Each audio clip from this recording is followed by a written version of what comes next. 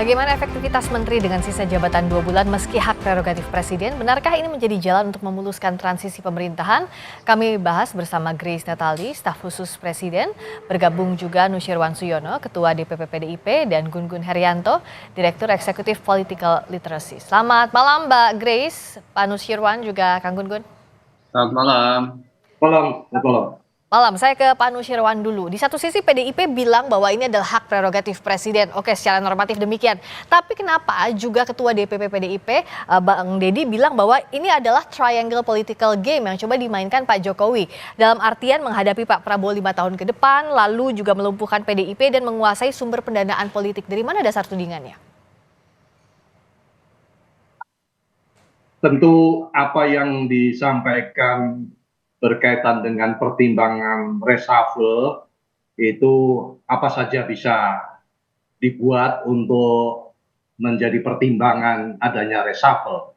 Jadi ini beberapa pihak dari pihak pemerintah sudah menyampaikan tentang hal tersebut. Tapi itu tentunya adalah hal yang normatif saja. Bagi kami bahwa seperti apa yang sudah disampaikan oleh Pak Said Abdullah, bahwa komitmen atau katakanlah itu adalah keputusan dari konstitusi partai untuk mendukung sampai dengan berakhirnya pemerintahan Pak Jokowi. Oke, normatifnya demikian. Oke, Pak Nusyirwan. Tapi yang tadi pertanyaan saya soal triangle political game, kenapa ada tudingan seperti itu dari PDIP? Ya, wajar saja karena ini waktunya juga sudah sangat dekat dengan habisnya masa berakhirnya pemerintahan.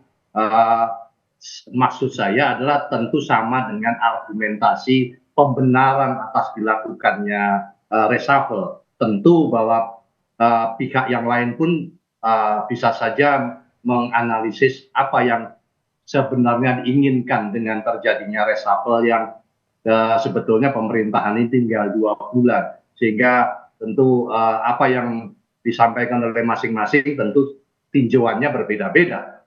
Saya hanya ingin mengatakan komitmen PDI Perjuangan itu tidak hanya 5 tahun, tapi sudah sejak 2014, karena Pak Jokowi juga di dalam pidato kenegaraan di sidang tahunan itu menyebutnya 10 tahun. Ya, jadi kalau secara komitmen, kalau komitmen 10 tahun untuk mendukung pemerintahan Pak Jokowi, begitu ya Pak Nusyirwan. Tapi artinya ya, tadi 10 tahun itu kan kita mengusung, jangan dipotong kalimat saya, mohon maaf. Jadi ini ada bermakna karena bagaimanapun 10 tahun kami komitmen untuk sampai berakhirnya untuk menjaga.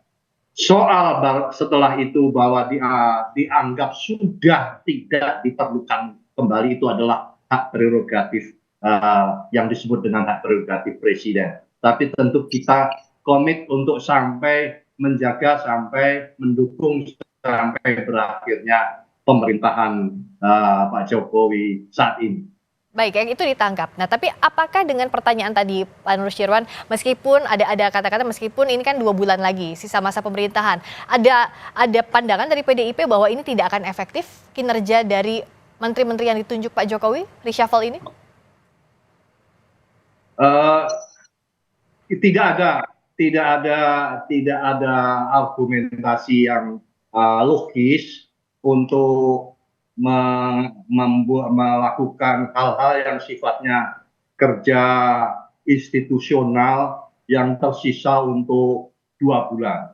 Artinya bagi orang yang terbiasa bekerja itu, apa yang bisa dilakukan untuk sebuah program yang hanya 2 bulan saja. Tapi tentu bahwa tidak bisa terhindarkan apabila itu disimpulkan ada kepentingan politik. Baik, sehingga kalau sudah sampai pada tahapan tersebut, tentu kami seperti yang awal saya katakan, ya itu adalah hak prerogatif presiden. Oke, hak prerogatif, tapi dicium ada kepentingan politik, begitu ya, saya simpulkan begitu Pak Nusyirwan. Mbak Grace tadi, secara logis apa yang bisa dikerjakan dalam 2 bulan? Satu tadi dari PDIP, yang kedua ada kepentingan politis yang dibaca dari reshuffle yang dilakukan Pak Jokowi. Reshuffle ini adalah bagian dari upaya sinkronisasi Pak Nusyirwan dan juga Mas Gun Gun serta pemirsa, karena baik Pak Presiden, Pak Jokowi, serta Pak Presiden terpilih punya visi yang sama, yaitu terkait dengan pembangunan yang berkelanjutan supaya kita bisa menuju Indonesia maju. Jadi terkait dengan reshuffle ini atau ada sinkronisasi yang diwakili oleh orang-orang terpilih yang diangkat hari ini merupakan kerja jangka panjang, tidak hanya 2 bulan, tetapi bisa dibaca 2 bulan plus 5 tahun pekerjaannya ya. Terkait dengan apakah orang-orangnya, personilnya akan juga dilibatkan dalam kabinet selanjutnya, kita tunggu saja, karena itu adalah bagian dari hak prerogatif Presiden terpilih Pak Prabowo. Jadi harus dibaca dalam time frame yang lebih panjang, tidak sekedar 2 bulan. Begitu. Baik, itu kan dikatakan bahwa ini adalah keberlanjutan. Tapi tadi dalam konferensi persnya terakhir sore PDIP Pak Jarod bilang bahwa ada kesan upaya memaksakan untuk memasukkan orang-orang Pak Jokowi di pemerintahan Pak Prabowo. Ini bisa jadi beban bagi pemerintahan Pak Prabowo. Mbak Grace. Ya, dengan cara apa memaksa itu kan? Jadi kita lihat saat ini rasanya dari hubungan antara Pak Presiden dan Presiden terpilih baik sekali, jauh dari kesan terpaksa, baik untuk Pak Jokowi maupun Pak Prabowo. Komunikasinya bagus, transisinya sangat smooth, justru ada komitmen, ada niatan baik dari keduanya, baik Pak Prabowo mau melanjutkan program-program Pak Jokowi yang memang sudah baik, dan juga Pak Jokowi juga membantu agar proses sinkronisasi bisa dimulai sesegera mungkin, karena ini ada pekerjaan besar, contoh misalnya program makan bergizi gratis yang merupakan program yang tidak pernah kita miliki sebelumnya, punya tujuannya sangat baik, tapi membutuhkan kerjasama yang sangat luar biasa antar kementerian lembaga, antar kepala daerah. Ini keruwetannya pasti banyak, begitu kan? Makanya dibutuhkan regulasi yang baik. Oleh karenanya Menkumham dalam hal ini yang juga punya peranan penting untuk memastikan payung hukumnya itu tersedia, memenuhi semua syarat administratif. Ini sinkronisasi dilakukan sedini mungkin. Kalau kita lihat Pak Yasona, Pak Riki sudah mendampingi, mengawal Pak Presiden sejak dari awal periode kedua hingga saat ini sudah menjelang akhir dari masa jabatan. Jadi keduanya ini sudah selesai memang masa tugasnya, tongkat estafetnya sudah harus diserahkan. Tidak ada aroma politis di balik pencopotan Pak Yasona, Mbak Grace? Ya, memang sudah waktunya.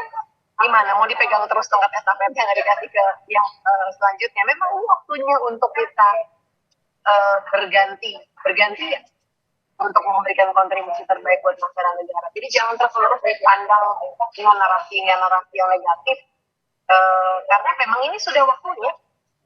Meskipun sisa 2 bulan lagi begitu, apakah ini waktu yang tepat, Mbak Grace? Justru karena program Pak Presiden berikutnya, Pak Presiden terpilih membutuhkan waktu pasti ya, semua membutuhkan waktu. Bahkan jangankan untuk yang sudah di-endorse oleh Pak Jokowi saja terkait hilirisasi, karena ini adalah program yang baru, nggak ada sebelumnya, itu bisa makan waktu tahunan, lebih dari 2 tahun, karena antar kementerian lembaga takut bikin salah nih, takut jadi temuan dan sebagainya, jadi butuh waktu. Makanya sinkronisasi itu harus dilakukan sendiri, supaya begitu nanti tongkat estafet resmi disahkan, bisa langsung kerja, bisa langsung jalan, kalau perlu bisa langsung lari. Jadi untuk sinkronisasi dianggapnya toh sudah selesai. Nah, kalau Kang Gun-Gun melihatnya tinggal 2 bulan lagi atau justru masih ada 2 bulan untuk sinkronisasi, mana yang paling match dalam kebutuhan saat ini kalau dari sisinya Kang Gun-Gun? Iya, jadi memang reshuffle kali ini lokusnya bukan pada efektivitas kinerja, tetapi lebih pada transisi ya. Transisi pemerintahan Jokowi ke pemerintahan Pak Prabowo. Dan tadi bahasanya Mbak Grace itu sinkronisasi. Atau bahasa lain prakondisi untuk eranya Pak Prabowo. Sehingga kemudian kalau kita lihat orang yang diposisikan sebagai menteri di reshuffle ini, seperti Pak Bahlil ya, kemudian Pak Supratman, kemudian juga beberapa nama lain, itu kan orang-orang yang memang saya lihat ya diproyeksikan untuk membangun prakondisi rezimnya Pak Jokowi ke Pak Prabowo. Nah, yang kedua, pesan dari reshuffle ini sesungguhnya ada yang disebut dengan sinyal kuat soal keterlibatan politik partai yang mana yang kemudian menjadi bagian dari era Pak Prabowo ke depan begitu ya.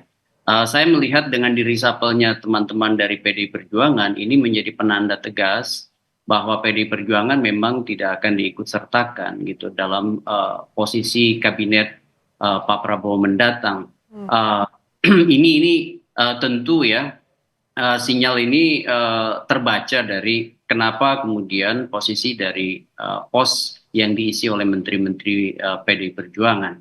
Ini sebenarnya ya wajar dalam konteks begini, politik itu selalu soal pilihan ya, dan PDI Perjuangan dengan memosisikan diri saat ini ya tidak menjadi bagian dari Kim ya, itu tentu punya konsekuensi politis dan relasi antagonistis yang terbangun dalam konteks hubungan kuasa politik yang kemudian belakangan terutama pasca Pilpres ya. Ini kan menunjukkan bahwa arah politik PDI Perjuangan kemana, dan tentu ini juga menjadi sebuah sinyal kuat soal posisi ya, dan dinamika politik dalam waktu pendek, terutama kalau kita lihat landscape-nya di pilkada dan konfigurasi rencana pembentukan pemerintahan. Begitu. Kang Gun Gun melihatnya dengan PDIP berjalan sendirian, apa-apa yang untung rugi yang akan didapatkan oleh PDIP di pemerintahan berikutnya?